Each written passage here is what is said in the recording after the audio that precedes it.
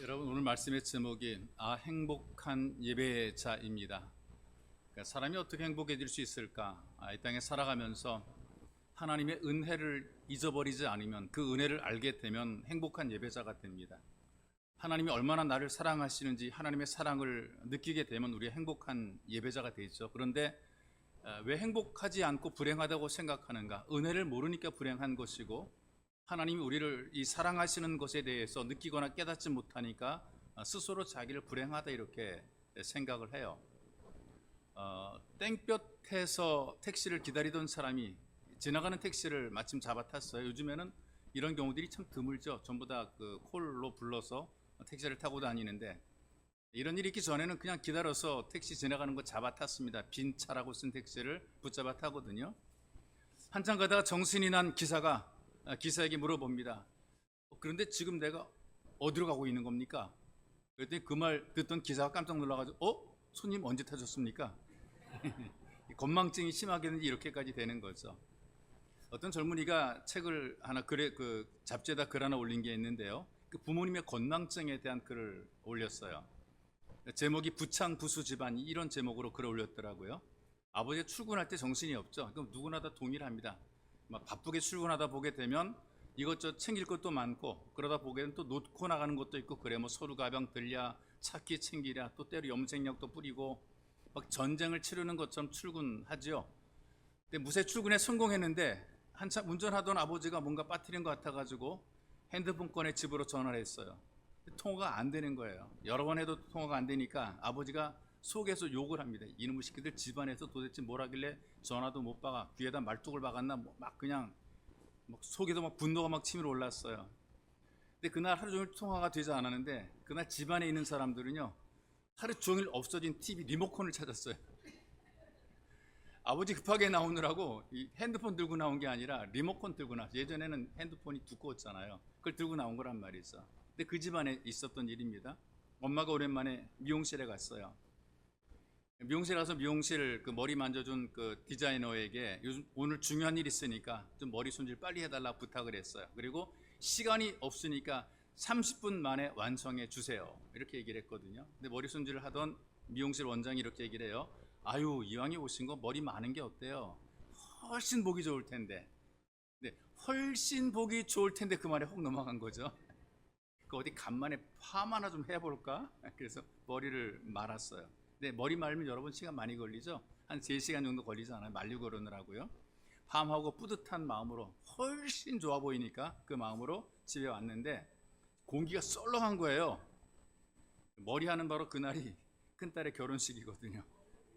30분만 손질하고 출발해야 되는데 깜빡하고 3시간을 머리를 말았으니 어떻게 합니까? 결혼식 참석 못했고요. 이 엄마가 언니의 결혼식을 비디오로 봐야 됐다, 이제 그런 글을 썼더라고요. 우리가 일상을 살아가는 과정 속에서 잊어버리는 경험들 꽤 많이 합니다. 중요한 걸 잊어버리는 경우들이 있거든요. 여러분 뭐 스마트폰 잊어버린 경우도 있을 것이고, 가방 잊어버린 경우도 있을 것이고요. 저도 가방, 그 논문 썼던 가방을 전철에 놓고 내려가지고 한 바퀴 돌아오는 그걸 찾아서 결국 찾아 내려오게 됐는데, 정말 중요한 것을 다른 데 신경 쓰다 깜빡 잊어버리는 경우도 있을 거라 그 말이에요. 근데 우리가 이 땅에 살아가면서 잊어버리는 일들이 너무나 많으면 속상한 일을 겪게 되고 황당한 일을 경험하게 되고, 그리고 많은 손해를 본단 말이죠. 좋은 것들을 좋게 누리지 못하는 경우들이 있습니다. 잊어버리기 때문에 그런 것이거든요. 교인들로부터 영 몰라 통 몰라 이런 별명을 가진 목사님 한 분이 계신단 말이에요. 왜 영 몰라 통 몰라 하냐면, 이게 아내들이 애써서 이제 남편을 전도해 오는 것, 남편 전도하는 게 굉장히 어렵지 않습니까? 가정 속에서 남편을 전도해 온다는 것은 정말 기가 막힌 일이죠. 그래서 겨우 전도해서 교회에 데리고 오게 된 목사님이 문 앞에서 인사합니다. 처음 뵙겠습니다. 뭐 처음이면 처음 뵙겠습니다 인사가 맞는데 사실은 많이 봤거든요. 신방 가서도 봤고요. 그 다음에 예배 와서도 봤는데 볼 때마다 처음 뵙겠습니다. 처음 뵙겠습니다. 성도들이 그 목사님에게 영 몰라 통 몰라라는 별명을 지어드렸어요. 그래도 목사님께서 여전히 처음 뵙겠습니다. 그래서 별명이 하나 더 늘었단 말이죠. 영 몰라 통 몰라, 가르쳐줘도 몰라. 그 정도로 자꾸 이제 깜빡깜빡하고 사람에 대한 기억, 또 인상, 이 부분에 대해서 오래도록 기억하지 못하는 이제 그런 깜빡이 목사님이시거든요. 자기가 신고 갔던 노란 구두를 남의 구두로 생각한 거죠. 보통 검정색 구두를 신고 다니니까 오랜만에 색깔 있는 구두를 신고 나갔는데 그걸 잊어버린 게 자기 구두가 없어졌다고 그냥 덧신만 신고 집으로 돌아온 거예요. 구두 그냥 노란 구두 내버려 두고 이 정도라 그 말이 있어. 그리고 어떤 때 생각 없이 옆집으로 들어가서 남의 집에 들어가서 이게 이 가구 언제 여기 들어왔냐고 또 이렇게 소리를 쳐가지고 망신을 당한 때도 있었고요. 잘 아는 친구 그 교수 목사님이 자네는 의사가 안 된 게 천만 다행이라고, 수술하고 가위를 환자 몸속에 넣어두고 꿰맬 사람이 이렇게까지 놀려주기도 합니다. 여러분, 우리가 살다 보게 되면 잊고 살아도 웃을 수 있는 일들이 굉장히 많아요. 그런데 잊어서 안 될 것들이 있습니다. 다른 것이 아니라 하나님 말씀 잊어서는 안 되는 것이고, 우리를 향하신 하나님의 사랑 결코 잊어서는 안 되는 것입니다. 여러분들에게 지금 말씀드렸던 영몰라 통몰라 가르쳐줘도 몰라 이 목사님도요, 담임하시는 그 교회의 성도들이 기가 막혀 웃습니다. 나 잊어버리니까. 그런데 목사님의 인격 자체를 의심하지는 않아요. 왜냐하면 하나님의 사랑과 하나님의 말씀을 잊어버리지 않기 때문에 그렇습니다. 아무리 바빠도 새벽 기도 하시는 거 절대 잊지 않으시고요, 아무리 힘들어도 말씀대로 살기 원하는 그 중심이 흔들리지 않기 때문에 그러는 것이죠. 근데 사람들이 이 땅에 살면서 자기가 누리는 행복을 잊어요. 충분히 행복함에도 불구하고 행복을 잊어버린단 말이죠. 충분히 많은 사랑을 받음에도 불구하고 자기가 받고 있는 사랑을 잊어요. 여러분, 살면서 우리가 세상 일이 완벽하지 못해도 괜찮고요, 이 땅의 일을 잊어버리게 되면 불편해요. 여러분들이 잃어버리게 되면 불편하고 손해보는데 그렇다고 해서 불행하지는 않습니다. 그런데 하나님의 사랑과 하나님의 말씀을 잊어버리게 되면 불행해지게 되어 있습니다.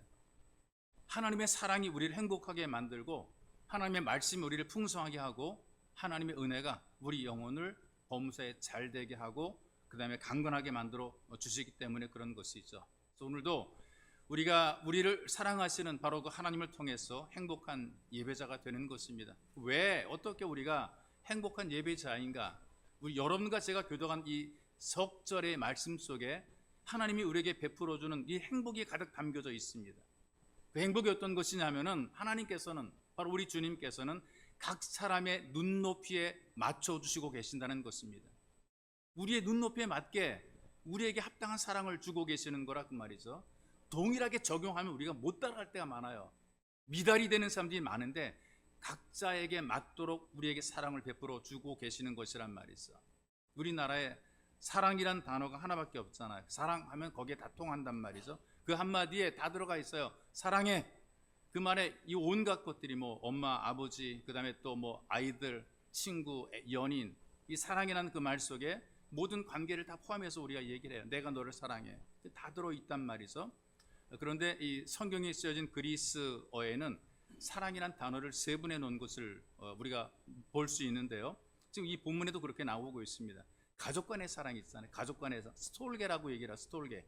가족들끼리 사랑할 때는 내가 우리 가족을 사랑한다, 스톨게라는 표현을 씁니다.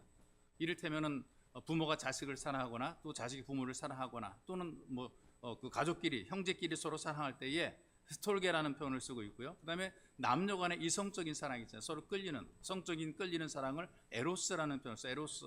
그래서 연인들끼리는 내 너 사랑해 그럴 때 나 너 에로스에 이렇게 얘기를 한다는 말이죠. 친구 간의 사랑도 있고 동료 간의 사랑도 있고 스승과 제자 간의 사랑도 있어요. 그렇단 말이죠. 그래서 이런 사랑을 표현할 때 필리아라는 표현을 쓰고 있어요. 필리아. 그래서 같은 공동체 속에서 우리 사랑합니다라고 얘기할 때 필리아합니다라고 얘기를 하는 거죠. 그런데 하나 더 사랑의 표현이 담겨져 있는데 여러분들이 잘 아는 것처럼 아가페라는 사랑입니다. 이거는 신적인 사랑이라는 표현을 쓰기도 하고요, 조건이 없는 사랑이라는 표현을 쓰기도 하죠. 다음 보십시다. 가족 간의 사랑이든 남녀 간의 사랑이든 동료들 간의 사랑이든 공통점이 하나 있어요. 공통점이 어떤 것인가? 조건적입니다. 그 사랑에는 다 조건이 있다. 뭐 형제니까, 가족이니까, 또는 뭐 내게 도움되니까, 누구니까, 뭐 이런 어떤 조건이 있단 말이죠. 가장 친밀한 가족이라도 가족이라는 조건이 있으니까 사랑하는 거죠. 이 아가페는 조건이 없어요. 아무런 조건이 없이 무조건 하고 베풀어주는 사랑을 아가페라는 표현을 쓰고 있다는 말이죠. 자, 성경에 보면 이렇게 표현하더라. 예수님께서 베드로한테 이렇게 얘기를 하신 거, 물으신 거예요. 내가 나를 사랑하느냐? 이 말의 의미가 내가 나를 아가페 하느냐 물으신 거. 아가페 하느냐? 조건 없는 이 강력한 아주 모든 걸 내어주는 그런 사랑으로 나를 사랑하느냐 물었단 말이죠. 최고의 사랑으로 사랑하느냐? 근데 베드로가 내가 주님을 사랑하는 줄을 주님이 아십니다. 이렇게 얘기를 했는데 내가 주님을 필리아합니다. 필리아. 이게 무슨 말이냐면은 스승과 제자 간의 사랑을 얘기하는 거예요. 그만큼 대단하지는 못하고 내가 주님을 주님으로, 스승을 스승으로 내가 사랑합니다. 이렇게 얘기를 한다는 말이 있어. 정말 주님을 스승으로 섬기는 사랑으로 사랑합니다. 내가 아가페적으로, 무조건적으로 사랑할 만한, 그럴 만한 위인이 못 되는 것 주님이 아시지 않습니까? 이렇게 대답했단 말이에요. 근데 두 번째도 주님이 물으십니다. 내가 나를 아가페 하느냐라고 얘기했을 때 베드로가 이렇게 얘기를 해요. 나는 주님을 필리합니다. 주님이 세 번째로 물으시는 것은 이렇게 되어 있습니다. 성경의 원문에 내가 나를 필리하느냐, 처음에는 아가페 하느냐라고 물으셨던 주님께서 세 번째 마지막 질문에 내가 나를 필리하느냐. 베드로가 예수님의 수준에 이르지 못하잖아요. 예수님께서 이 베드로의 수준으로 내려가 준 겁니다. 내가 네 수준에 맞춰줄게. 주님께서 이렇게 말할 수 있단 말이죠. 너는 왜 나를 조건 없는 사랑으로 아가페하지 못해? 나는 너를 아가페하는데 너는 왜 나를 아가페하지 못해? 이렇게 말한 게 아니에요. 주님께서는 네가 나를 필리하느냐? 네가 나를 사랑하는 것처럼 나도 너를 사랑한다. 이걸 받아준 거란 말이죠. 베드로의 고백을 들어 받아준 거란 말이에요. 이 말의 의미는 예수께서는 누구에게든지 주님이 되신단 말이 있어. 노인에게도, 그 다음에 젊은이에게도, 어린 아이에게도 바로 주님이 되어주는 것입니다. 예수를 처음 믿은 사람이나 오래 믿은 사람이나 똑같이 주님이 되어주는 거란 말이에요. 왜? 눈높이에 맞춰주기 때문에. 오래 믿은 사람은 오래 믿은 정도의 수준에, 처음 믿은 사람은 처음 믿은 정도의 수준에 눈높이를 맞춰서 우리를 받아주고 우리를 사랑하는 거란 말이죠. 그래서 잘하는 사람에게는 막 기뻐하며 막 격려하며 사랑하시고, 못하는 사람에게는 못한다고 내치는 것이 아니라 안타까운 마음으로 사랑하는 것이 바로 예수의 사랑이란 말이죠. 그러니 우리를 위해서 이 땅에 내려오신 거 아니겠어요? 영광을 버리고 사람이 되어 이 땅에 내려오신 것, 바로 이것이 우리에게 베풀어준 하나님의 사랑이라는 얘기입니다. 조연경이라는 작가가 있어요. 거기에 이런 꽁트 하나가 나옵니다. 세상에서 가장 멋진 프로포즈, 이런 꽁트가 있는데요. 가난한 젊은 부부의 이야기예요. 아내가 아기를 낳는 출산일이 가까워지고 있거든요. 남편이 아내한테 묻습니다. 당신이 아기를 낳을 때 내가 무슨 선물을 해주면 좋을까? 그 말이 떨어지자마자 아내가 생각해 둔 것처럼 남편한테 이렇게 얘기를 해요. 내가 아기 낳으면 장미꽃을 꺾어다 줘. 이렇게 얘기를 했어요. 어느 날 잠을 자는데 아내가 갑자기 해산을 하려고 그래요. 급히 산부인과로 달려가서 새벽 2시경에 아이를 낳았어요. 그 순간에 이 남편이 아내와 약속이 생각나잖아요. 장미꽃을 가져다 달라고 하는 그 아내에게, 그래 알았어, 내가 장미꽃 꺾어다 줄게. 장미꽃을 가져러 갔는데 그 새벽 시간에 문 연 꽃가게가 어디가 있겠습니까? 새벽 2, 3시에 문 연 꽃집이 어디 있겠냔 말이죠. 그런데 가만히 생각해 보게 되니까 자기들이 세대로 살고 있는 동네에 장미꽃이 핀 것을 본 적이 있거든요. 그래서 가시에 찔려가면서 장미를 꺾어서 아내에게 들고 갔어요. 그리고 남편이 아내에게 감동을 느끼는 것이 이것입니다. 야, 내 아내가 정말 나를 사랑해. 만약에 아이를 낳는 날 코트를 사달라고 하거나 보석 반지를 사달라고 했다면 내 형편은 도저히 못했을 텐데, 그런데 새벽이든 밤이든 할 수 있는 거, 그냥 가서 꺾기만 하면 되는 이 장미를 꺾어달라고 한 것이란 말이죠. 여러분, 이 바울이 사랑에 대한 말씀을 선포할 때에 고린도전서 13장의 사랑장이잖아요. 거기 보게 되면 사랑이 무엇인가를 쭉 설명할 때에 사랑은 자기의 유익을 구하지 않은 것이라고 그랬거든요. 근데 여러분, 모든 사람들이 자기 유익을 구하기 때문에 할 수 없는 것을 요구할 때가 많이 있어요. 근데 할 수 없는 것을 요구하는 것은 진짜 사랑은 아닌 것 같아요. 모든 사람들이 다 나에게 맞춰달라 그러잖아요. 나한테 맞춰달라. 그래서 나름대로 기준이 있잖아요. 이 정도는 나에게 챙겨줘야 되고, 당신 이만큼은 돈 벌어와야 되고, 나한테 이렇게 배려해줘야 되고, 또 조건이 있단 말이죠. 이 땅에 사는 모든 사람들의 다툼과 불화가 어디에서 만들어지게 되는가? 나를 위해서 이렇게 해달라, 이런 요구가 많기 때문에 그런 것이 있죠. 내 기준과 내 생각에서 모자라거나 부족하게 되면 불평이 나오게 되는 겁니다. 근데 우리를 사랑하시는 하나님께서 우리에게 할 수 없는 것을 요구하지 않으신다는 얘기예요. 내가 못하는 것을 하라고 하는 것이 아니란 말이죠. 여러분과 제가 할 수 있는 것을 하게 하시는 거죠. 각 사람이 그 사람의 분수에 맞게, 분량에 맞게, 능력에 맞게 할 수 있는 것을 하게 하시는 것이 바로 하나님의 사랑이란 말이죠. 2달란트 받은 사람에게 5달란트만큼 요구하는 것이 아닌 거예요. 받은 만큼을 요구하는 거란 말이죠. 지금 여러분들의 모습에 맞추어서 사랑을 해주시는 거란 말이죠. 못나도 거기까지 내려오셔서 우리를 사랑해 주십니다. 부족한 대로 맞춰서 우리를 사랑해 주는 거란 말이죠. 예수님께서 우리 수준에 맞게 내려와 주셨기 때문에 여러분과 제가 구원 얻은 하나님의 자녀가 된 것입니다. 우리에게 맞춰줬기 때문에 우리가 지금 이렇게 서로가 각자 다른 믿음의 분량을 따라서 예배자가 되고 하나님 앞에 감사를 고백하는, 은혜를 아는 예수 가족이 된 것입니다. 기준을 정해놓고 그 기준에 미달되면 넌 안 돼 떨어뜨리는 것이 아니에요. 우리에게 은혜와 사랑을 베풀어 주시되 낮춰서 내려가시면서까지 내 눈에 맞춰서 우리를 아끼고 사랑해 주는 거란 말이죠. 무더운 여름날에 그 애기 엄마들의 모임이 있어요. 요즘에 젊은 애기 엄마들이 브런치에 차 한 잔 마시고, 요즘 카페 가서 브런치하고 그러더라고요. 그리고 어디로 갈까 이제 이렇게 서로 이야기하다가 백화점이 시원하다고 얘기를 하면서 우리 백화점 가자, 애들 데리고 함께 백화점 쇼핑을 갔어요. 엄마들이 아이들의 손을 잡고 이것저것 구경을 많이 합니다. 엄마들은 새로운 것들을 보고 새로운 신상품을 보면서 하하 호호하면서 서로 재밌게 이야기를 나눴어요. 집에 돌아와서 아이에게 물어봅니다. 그럼 우리가 종종 그렇게 물어보잖아요. 오늘 어땠어? 이렇게 물어본단 말이죠. 재밌었지? 아이는 얼굴에 짜증이 가득한 채로 대답을 합니다. 뭘? 엉덩이만 봤는데.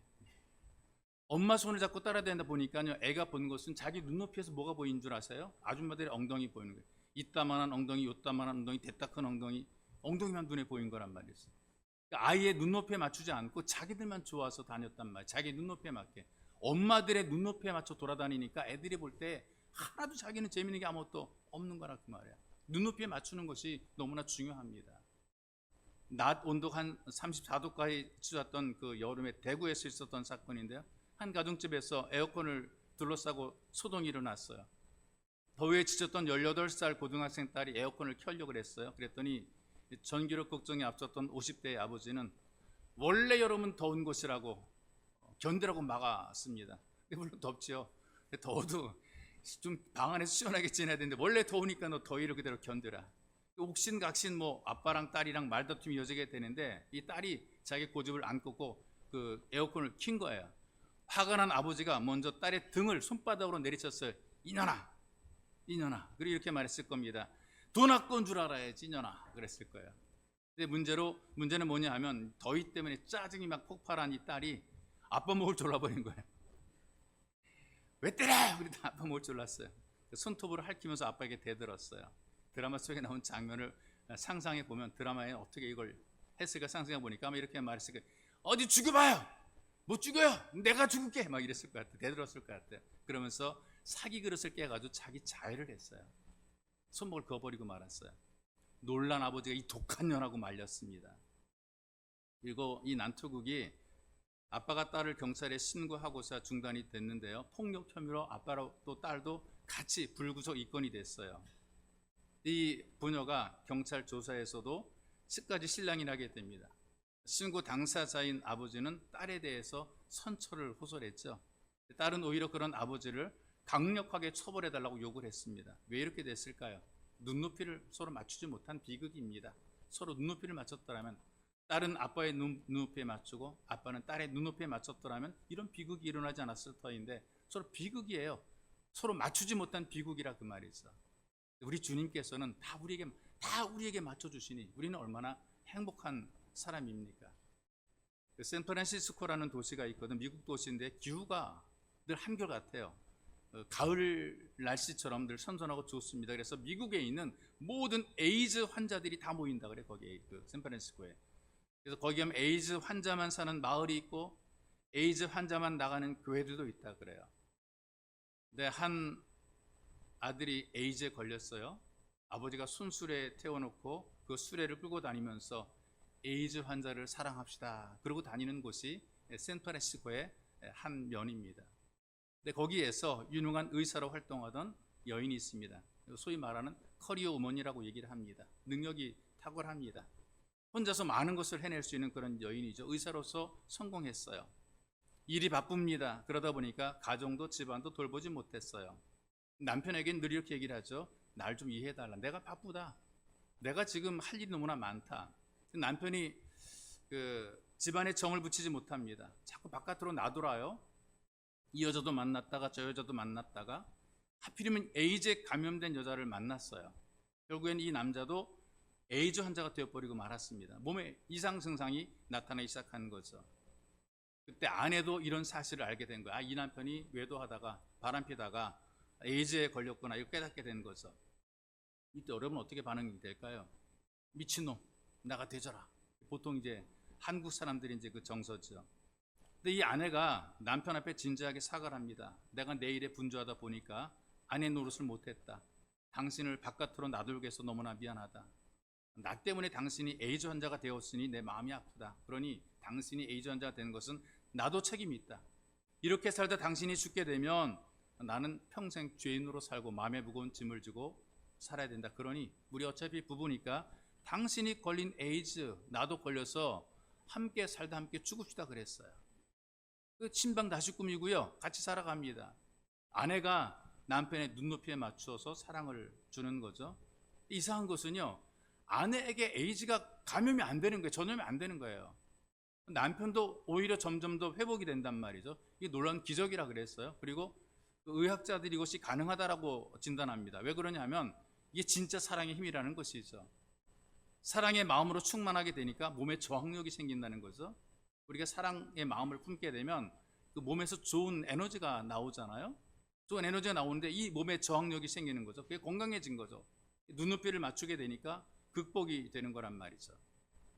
예수님께서 베드로에게 아가페 사랑을 요구했을 때 베드로 수준에서는 할 수가 없었다는 말이죠. 그런 예수님께서 베드로가 할 수 있는 수준의 필리아 사랑으로 내려가 주신 거란 말이에요. 베드로의 눈높이에 맞춰줬다는 말이죠. 근데 그 후에 어떻게 되었느냐, 이 베드로가 아가페 사랑으로 살게 되더라고요. 무조건적으로 주님 위해서 살게 되더라고요. 자기 인생과 자기 평생을 주님에게 그대로 다 고스란히 바치고 살아가요. 아무런 조건 없이 그냥 그 예수님이 좋아서 그 예수를 전하다가 죽습니다.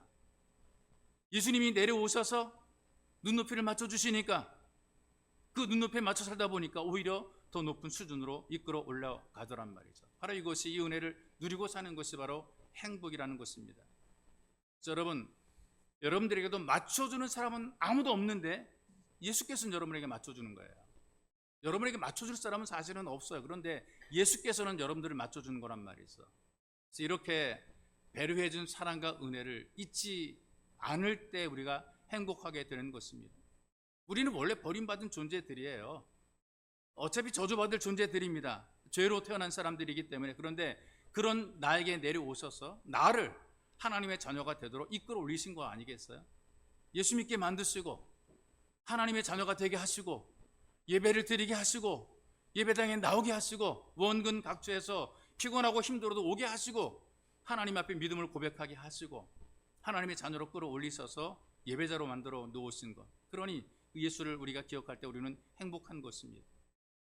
여러분들의 눈높이에 맞추어서 여러분들을 사랑하시는 바로 예수를 생각하면서 행복한 예배자로 살아가시기를 바로 그 주님의 이름으로 축복합니다. 그리고 또 두 번째 우리가 기억할 이 본문 속에서 나타나는 것이 어떤 것이냐면 그럼에도 불구하고 사랑해 주시더라. 그럼에도 불구하고 우리는 이 땅에 살아갈 때 그럼에도 불구하고는 굉장히 어렵습니다. 뭔가 조건이 있어야 마음이 가는 거지 아무런 조건이 없는데 우리가 마음이 가겠어요? 그런데 그럼에도 불구하고 우리를 사랑해 주시더라. 사람들이 종종 이런 질문하죠. 당신 나 사랑해? 이런 질문을 하게 되는데 이렇게 묻는 것은 어떤 의미가 있습니까? 나 사랑받고 싶어. 나 당신에게 사랑받고 싶어. 그런 의미가 있단 말이죠. 예수님께서 베드로에게 물으셨잖아요. 네가 나를 사랑하느냐? 근데 이 물음을 우리처럼 똑같은 물음이 아니고요. 사랑을 받기 위해서 물은 것은 아니고요. 네가 어떤 위치, 어떤 조건, 어떤 환경에 있든지 나는 너를 사랑해. 그런 의미란 말이죠. 실패했지. 그러나 실패했음에도 불구하고 나는 너를 사랑해. 너 제자의 자격 상실했지. 그러나 그런 자격이 없음에도 불구하고 난 너 사랑해. 사랑받을 만하지 못함에도 불구하고 나는 너를 사랑해. 그런 의미를 가지고 있단 말이죠. 하나님께서 나를 사랑받는 존재로 만들었다는 말은 영생하는 존재로 만들었다는 것입니다. 영생, 하나님과 함께하는 존재로 만들어. 구원이라고 하는 것, 영생이라고 하는 것, 다른 것이 아니라 하나님과 영원히 함께하는 것, 바로 이것이 구원이고 이것이 영생이라 그 말이죠. 하나님께서 우리와 함께하기를 원하시는 거예요. 계속 함께하기를 원하시는 거라 그 말이죠. 사랑하지 않으면 함께 못하잖아요. 거북하고 부담스럽고 어색하잖아요. 사랑하지 않으면서 살면 살수록 함께하면 함께할수록 굉장히 고역이잖아요. 그래서 오래도록 함께하고 오래도록 같이 사는 것은 정말 사랑해야 가능한 것입니다.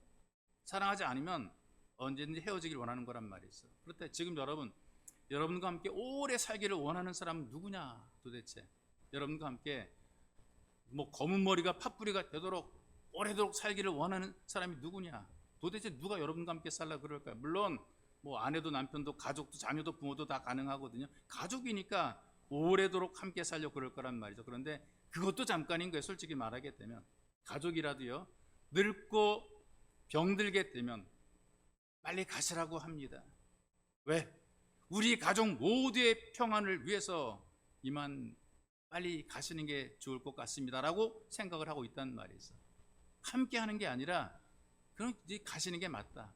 건강하고 힘있고 돈 잘 벌고 잘해주고 유능하고 자랑할 만한 것이 있을 동안에는 함께 하려고 그래요. 그런데 늙고 병들고 무능하고 힘없어지게 되면 오래오래 그런 상태로 함께 살려는 사람이 없단 말이죠. 그렇게까지는 사랑하지 못하는 거예요. 그리고 피차 고생이니까 빨리 가는 게 낫다. 당사자도 그렇고 다른 사람도 그렇단 말이죠. 그래서 이런 현실에 맞닥뜨리게 되면 허망해지는 겁니다. 허망해지는 거죠. 인생이라고 하는 것이 별거 없구나. 그래서 여러분과 함께 오래도록 영원까지 함께 하기를 원하시는 분은 딱 한 분, 오직 예수 그리스도밖에 없다는 사실입니다. 바로 그 예수 그리스도께서 우리를 위해 십자가에 죽으시고 부활하셔서 우리를 영생하도록 만들어 주신 것입니다. 나를 사랑하기 때문에 나를 사랑하신 예수님께서 나와 영원히 함께 하자라고 말씀하시면서 우리를 그렇게 사랑해 주신 거란 말이죠. 여러분이나 제가 다른 사람보다 주님을 더 많이 사랑했나요? 어느 누구처럼 더 많이 일을 했습니까? 우리가 뛰어난 신앙을 가지고 살았습니까? 그렇지 못함에도 불구하고 우리를 사랑하신다는 것입니다. 그래서 함께 영원히 함께 하자 이렇게 우리를 불렀단 말이죠. 여러분과 저는 이 사랑을 받고 있는 사람들입니다. 여러분 이것을 깨달아야 돼요. 이 땅에 살면서 이토록 귀한 사랑을 받았기 때문에 내가 사랑받는 사람으로 나 스스로를 만들어 가야 되는 거예요. 나는 예수의 사랑을 받은 사람이기 때문에 나는 더욱 사랑받는 삶을 살아가야 된다. 이것이 이제 믿음으로 사는 사람들의 모습이라 그 말이죠. 여러분과 제가 하나님으로부터 사랑받은 존재입니다. 이거를 아는 것만으로도 우리가 얼마나 큰 힘과 위로가 되는지 몰라요. 나는 하나님에게 사랑받는 사람이야. 나는 하나님의 자녀로 살아가. 이런 믿음을 가지고 살게 될 때 이것이 우리로 하여금 힘이 되고 위로가 되는 거란 말이에요. 그러면서 우리의 인생 삶 속에 변화가 만들어지게 되는 겁니다. 하나님이 나를 사랑했으니 나 또한 주님 사랑하리라. 이런 마음을 가지고 살게 될 때 인생에 위대한 변화가 만들어지게 됩니다. 그런데 사랑에는 많은 관심을 가지고 살지만 실제로 사랑하지 않게 되면 이 복된 행복한 은혜를 누리지 못하는 거예요. 여러분들에게 주어진 이 복된 은혜를 누리기 위해서 여러분들도 사랑을 받아들이고 그만큼 받아들인 만큼 여러분도 사랑을 해야 되는 거라 그 말이죠. 교회를 다니는 사람 가운데서도요, 믿을 수 없고 교활하고 악한 사람들이 굉장히 많잖아요. 그렇잖아요. 교인들 요즘의 사람들이 안 믿어요. 지금 목사도 안 믿고 장로도 안 믿고 그래요. 왜냐하면 어떤 세상에서 신뢰를 받지 못했기 때문에 그렇단 말이죠. 그런데 정말 하나님을 사랑하면 그렇게 살 수는 없단 말이죠. 그래서 어거스틴이라고 하는 그 성자가 이렇게 설교를 했어요. 하나님을 사랑하십시오. 하나님을 사랑하십시오. 그 다음에는 아무 일이나 다 하십시오. 그랬어요. 우리가 진짜 하나님을 사랑하게 되면 어떤 자리 어떤 일을 하더라도 반듯하게 살아갈 수 있기 때문에 그런 것이죠. 믿음으로 사는 사람들은, 하나님을 사랑하는 사람들은 잘 살 수 있다 그 말입니다. 우리 복잡하게 여러 가지 생각하면 머리가 복잡한데요, 하나만 생각하면 돼요. 하나, 어떤 거냐면 하나님께서 나를 사랑하시고 나도 하나님을 사랑한다. 이것만 생각하면 된단 말이죠. 우리가 말도 잘 못하고 주님은 헌신도 부족하고 도덕성도 좀 떨어지기도 하고 행실도 좀 미달되고 일하는 것도 좀 어리버리하고 내가 스스로 내 자신을 볼 때 한심하다 그런 생각이 들 때가 있거든요. 이것밖에 안 되나? 뭐 목사가 돼서 이것밖에 안 되나? 예수 믿으면서 이것밖에 안 되나? 근데도 불구하고 나는 하나님께 사랑을 받을 뿐 아니라 나도 하나님을 사랑한다고 생각하게 되니까 그게 살아갈 수 있는 용기가 만들어지게 되는 겁니다. 부족한 대로, 모자란 대로 하나님을 사랑하니까 다 덮어지게 되더라 그 말이에요. 여러분, 우리가 다른 어떤 것보다도 예수님을 더 사랑하고 내가 좋아하고 아끼는 것보다 주님을 더 많이 사랑하고 지금보다 조금만 더 주님을 사랑하게 되면 우리는 정말 최고의 사랑받는 행복한 예배자가 되는 것입니다. 그래서 우리가 예수 믿으면서 주님 믿습니다라고 하는 사람과 주님 사랑합니다라고 하는 사람들은 약간의 차이가 있어요. 믿습니다라는 고백 속에는 좀 더 믿고 싶다라는 어떤 간절함이 있단 말이죠. 그래서 삶이 힘들어지게 될 때 종종 믿음을 배반하는 경우도 있기도 합니다. 그런데 나는 정말 주님을 사랑합니다라는 고백 속에는 내 마음속에는 모든 걸 또 드리고 싶고 내 인생을 다 드리면서 주님과 함께하고 싶은 그런 마음이 있단 말이죠. 그래서 고난이 와도 흔들림이 없어요. 내가 주님을 사랑하기 때문에 내가 안 변하는 거예요. 그럼에도 불구하고 나를 사랑하신 이 사랑 알게 되니까 나도 기꺼이 주님을 사랑하게 되는 거죠. 이런 변화를 만들어낸 것이 바로 베드로란 말입니다. 여러분, 베드로가 어떤 사람입니까? 예수님을 가장 먼저 고백했습니다. 주는 그리스도시요 살아계신 하나님의 아들입니다 라는 믿음을 고백했어요. 그 믿음을 고백한 이후에도 십자가 위에 달리시는 주님을 바라보면서 겁이 나서 주님을 배반하고 도망갔잖아요. 도망갔단 말이에요. 믿음을 고백하고 주는 그리스도시요 살아계신 하나님의 아들입니다, 잘하였도다 라는 칭찬을 듣고도 예수님을 배반했단 말이죠. 그런데 요한복음 21장 이하에 보니까 내가 주님을 사랑합니다라는 고백을 한 이후에는 자기가 십자가를 지고 죽기까지 배반하지 않고 끝까지 주님에 살아갔어요. 다 주님께 드리며 살아갔어요. 예수를 믿는다라는 고백에서 나는 예수를 사랑합니다라는 고백으로 한참 더 높게 우리가 나가야 되는 겁니다. 이 사랑이 있으면 어떤 어려운 짐도 질 수가 있고요, 어떤 상황에서도 헌신이 가능하고요. 그래서 예수님께서 이 베드로에게 물으시는 것입니다. 이 모든 것들보다 내가 더 나를 사랑하느냐? 지금 주님께서 여러분들에게 묻고 있는 거예요. 그럼에도 불구하고 내가 너를 사랑한다, 너도 이 모든 것들보다 나를 더 사랑하려무나. 이게 바로 여러분들에게 주시는 메시지란 말이죠. 이 행복을 주시는 주님의 사랑을 잊지 말아야 됩니다. 그리고 누가 뭐래도 우리는 나를 사랑하신 그 주님을 사랑해야 됩니다. 죽기까지 사랑하시고 그래도 못 잊어서 다시 찾아오셔서 사랑을 확인합니다. 누가 이렇게 우리를 사랑해 줍니까? 누굽니까 도대체? 바로 예수님께서 여러분들 이렇게 사랑하십니다. 이렇게 사랑하시는 주님이 계시고 그 사랑을 받는 내가 있으니, 우리가 있으니 우리가 행복한 겁니다. 여러분, 인생 살아가면서 구겨진 인생 살지 마시고요, 행복한 예배자가 되시기를, 예배에 나오는 것이 기쁨이요 감격이 되시기를 주님의 이름으로 축복합니다. 우리 함께 기도하기 원합니다. 기도할 때 기도합시다. 우리는 정말 행복한 예배자입니다. 이 행복을 깨닫고 경험하고 누리는 삶이 되기를 기도합시다. 하나님, 나는 행복합니다. 주님 때문에 행복합니다. 그 은혜로 행복하며 그 사랑으로 행복합니다.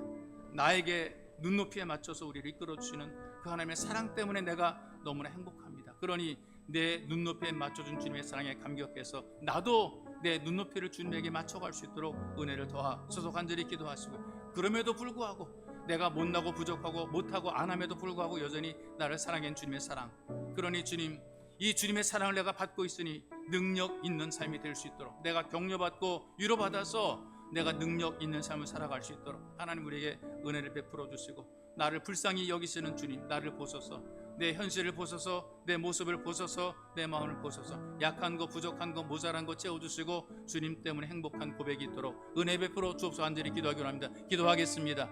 살아계신 아버지, 고맙고 감사합니다. 우리에게 은총과 사랑을 베풀어 주시고 우리를 도우셔서 믿음으로 살게 만들어 주시고 우리 마음을 깨닫게 하셔서 예배의 자리에 불러주신 전능하신 아버지 하나님 영광 올려드립니다. 예배자가 된 것이 행복입니다. 하나님의 자녀로 사는 것이 우리 행복입니다. 부름받아 사는 것이 행복입니다. 하나님, 우리가 저 앞에 나와서 하나님을 경배하는 것이 행복입니다. 원근 감수에서 바꾸고 분점 속에서 몸이 피곤함 속에서 부족함 속에서도 우리를 불러주시고 우리가 순종에 나왔습니다. 하나님, 우리를 부르신 그 부르심에 응답해 나왔습니다.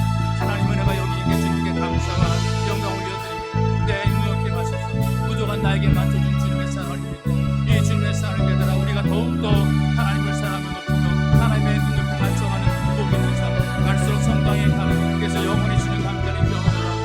삶을 살아가는 우리의 삶이 되게 은혜를 베풀어 주시옵소서. 하나님, 약함과 부족함과 모자람과 못남과 없음에도 불구하고 우리를 사랑하는 주님, 그 사랑, 우리를 격려하시고 주님의 그 사랑 힘입어서 힘차게 살게 하소서. 능력있게 살게 붙잡아 주고 하소서. 하나님의 능력이 감당해낼 수 있도록 성령님의 그런 기름 부으심으로 우리를 도우시기를 간절히 원하며 소망합니다. 살아계신 아버지, 고맙습니다. 우리를 부르셔서 행복한 예배자로 불러주시고 우리를 참 부족함, 연약함과 모자람이 있음에도 불구하고 각자에게 눈높이에 맞춰서 하나님의 은혜와 사랑을 전달해 주시고 우리가 사는 것이 하나님의 은혜로 사는 것 깨닫게 하시니 너무나 고맙습니다. 몸도 불편할 때 있고 그리고 마음도 약하고 무너질 때에 있으며 환경과 조건 힘들고 어려울 때가 있습니다. 그러남에도 불구하고 원근 각처의 소리를 하나님의 집으로 불러주시고 예배자가 되게 하시니 하나님 감사를 드립니다. 이제 우리도 주님 사랑 깨달아서 참된 예배자의 삶으로 주님께 영광 돌리게 만드시고 우리에게 눈높이 맞춰준 그 주님의 눈높이를 따라 우리는 점점 올라갈 수 있도록 은혜를 덧입혀 주옵소서. 우리가 잘하지 못했습니다. 부족한 것이 너무나 많습니다. 모자랍니다. 여러 가지 면에서 주님, 우리가 도리를 다하지 못한 것들이 많습니다. 그러나 그럼에도 불구하고 끝까지 우리를 사랑하시는 그 주님의 사랑을 우리가 받으며 하나님 앞에 위로와 격려를 받게 하시고 다시 일어서게 하소서. 그리고 은혜를 누리며 능력 있는 성도로 도리를 다할 수 있도록 우리를 붙잡아 주시고 약함들이, 부족함들이, 모자람들이 채워주는 기적을 누리게 하소서. 장이 넘치는 삶이 되게 만들어 주시고 약함과 부족함들이 치유가 되어 회복이 될 수 있도록 은혜를 덧입혀 주옵소서. 보배로우신 예수님의 이름으로 기도하옵나이다. 아멘.